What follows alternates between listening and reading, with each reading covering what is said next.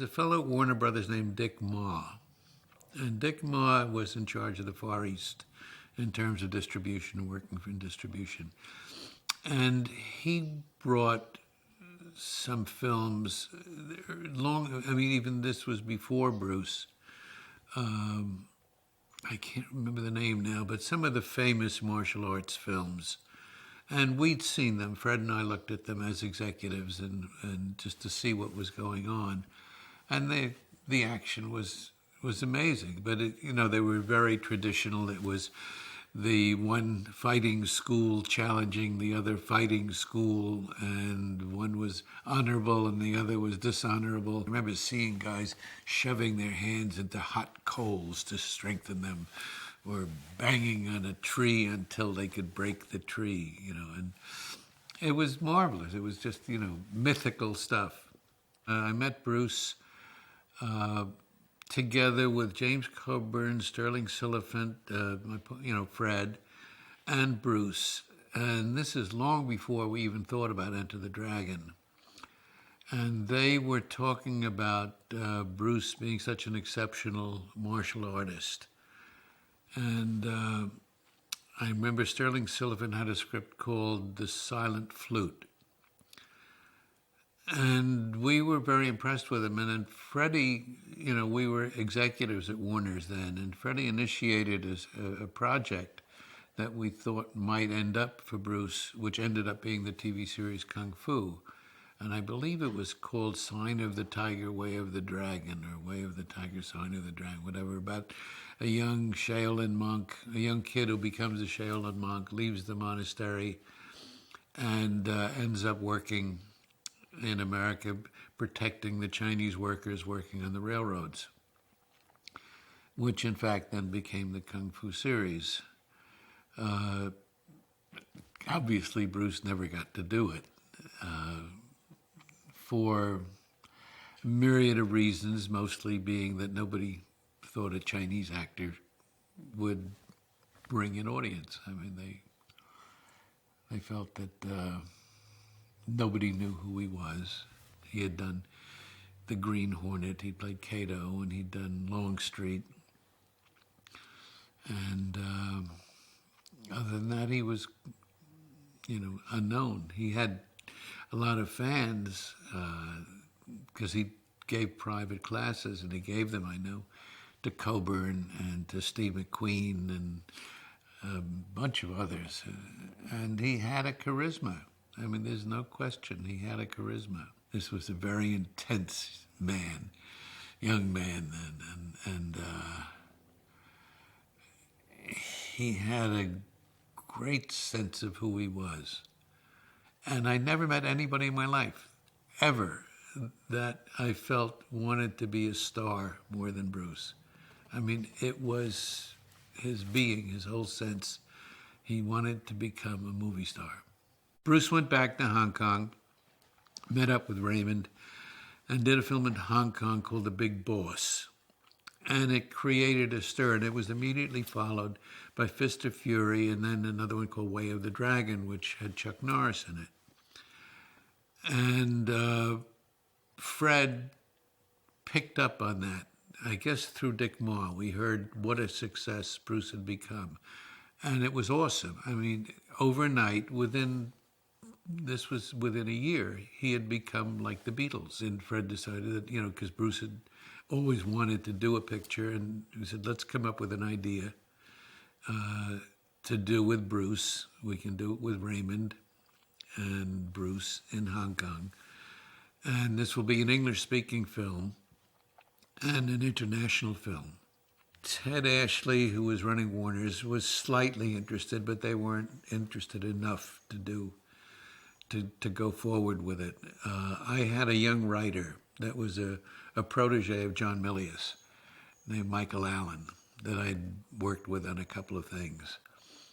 And we sat down with Michael and came up, how do you do an action film with a lot of, without guns? We came up with the villain Han and his island of martial artists and the tournament, and that became Blood and Steel. And with Blood and Steel, the outline, we went over to Hong Kong, talked to Bruce, talked to Raymond, and I gather Raymond wasn't keen on it. I think Raymond wanted very much to keep up his little money machine just the way it was. And Fred, being the great salesman he was and is, got Bruce to say that I want to do this. So we went back, finished the script, and this was all in a matter of weeks almost. Fred was there for the first few days of shooting, and no Bruce. Bruce, there are varied stories about why he wasn't there. Some say that he had been in the middle of a negotiation with another company, Run Shaw. But I don't know. My feeling is that Bruce was just sort of girding his loins, getting ready to be ready to do it. And we shot everything that there was to be shot without him.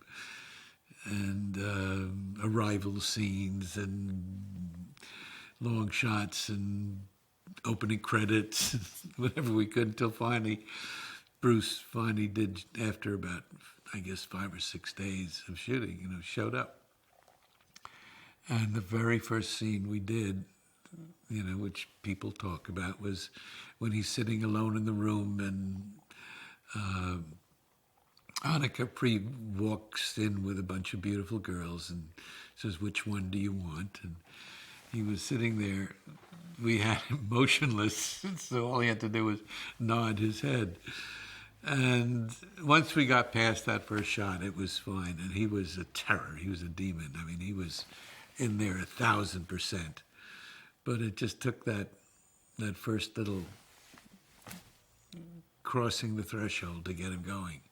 The Chinese crew were his slaves. I mean, they were his willing, eager slaves, as were the stunt guys that he worked with. I mean, they would have gone trampolined to the moon had he asked them. Whenever we came to sort of an impasse, all you had to do was mention something to Bruce, and Bruce would say 2 words, and whatever the problem was disappeared.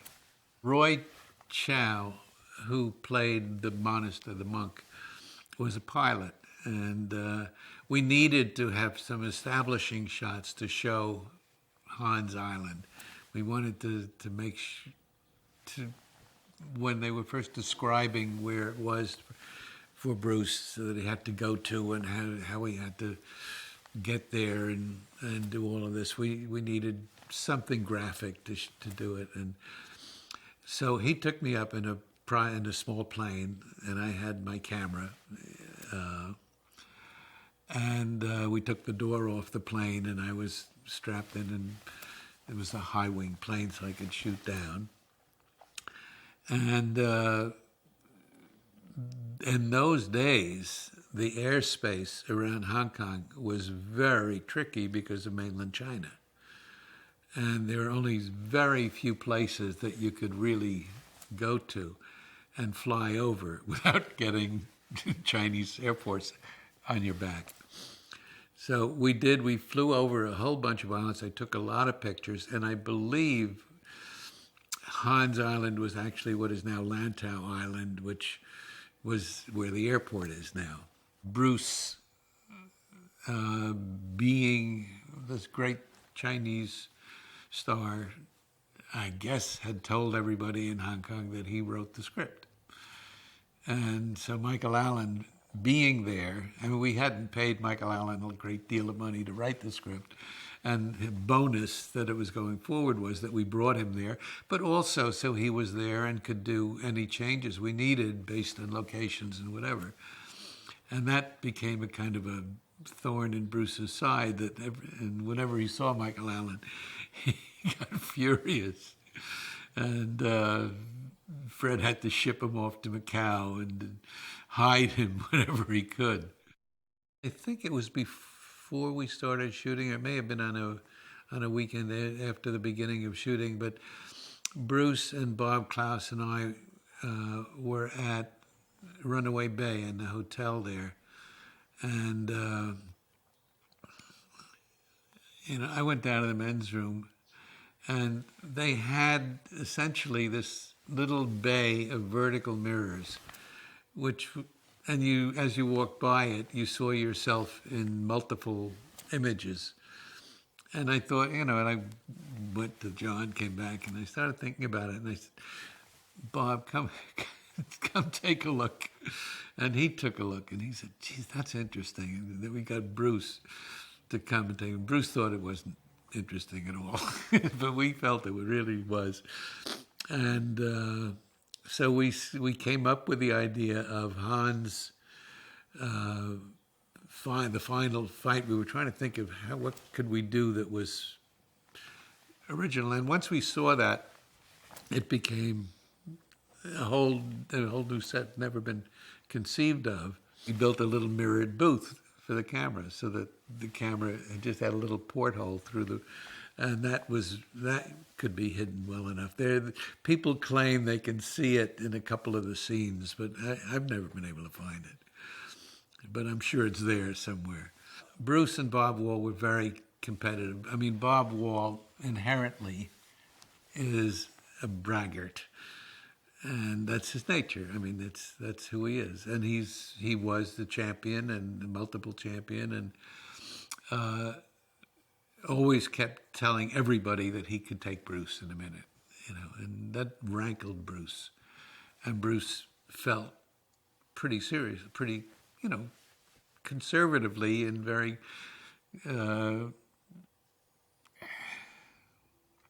I mean, Bruce knew that he couldn't, that Bob Wall was full of hot air, to put it kindly. And yet Bob kept it up, and Bruce was very restrained. But in the final scene that they had in the combat scene, Bob had said, come at me with anything you got, I can do it. I'll take it.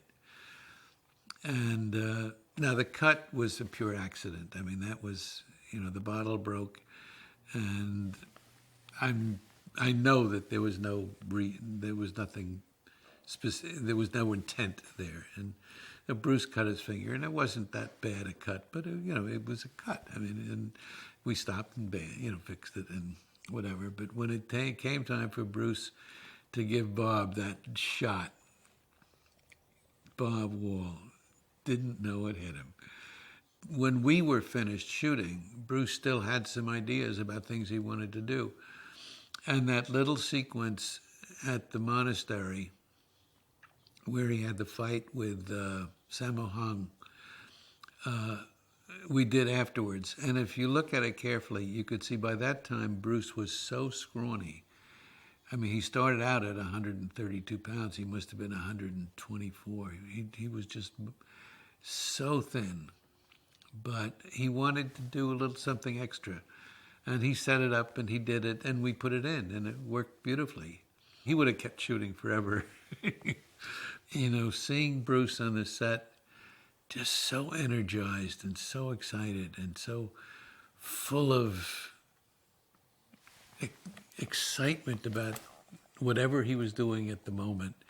And really he had this very infectious kind of pride in his ability and what he did. And I mean, I remember when he did the snake scene, and when he grabbed the cobra by the neck, and that was a real cobra. I mean, it had been milked, but I mean, even so, it would have been a hell of a bite. But he was just so fast that he grabbed it, and there was a look on his face about, see, I did that. I think everybody around him felt the joy of his ability that he felt, and the pride he had in being able to do it, because he'd worked so hard. I mean, he really worked himself hard to be able to do those things. I never cease to be amazed at what I see when I watch it, and I always see something as many times as I've watched it, which has got to be 10 times more than anybody else. I still see things I never noticed at the time. I mean, a nuance, a look, a movement that I never saw before. I mean, there's one thing I just noticed recently, and the scene where they're having the fight in the cellars and the prisoners are in behind the bars, and some of the faces are just amazing. You know, you're so used to watching the action, but now I start to look around a little bit more, and I see wonderful things, and I just think, thank goodness that all of you are still interested, and I know I am, and all of us who were involved, you know, have a special regard for the time we spent and for Bruce.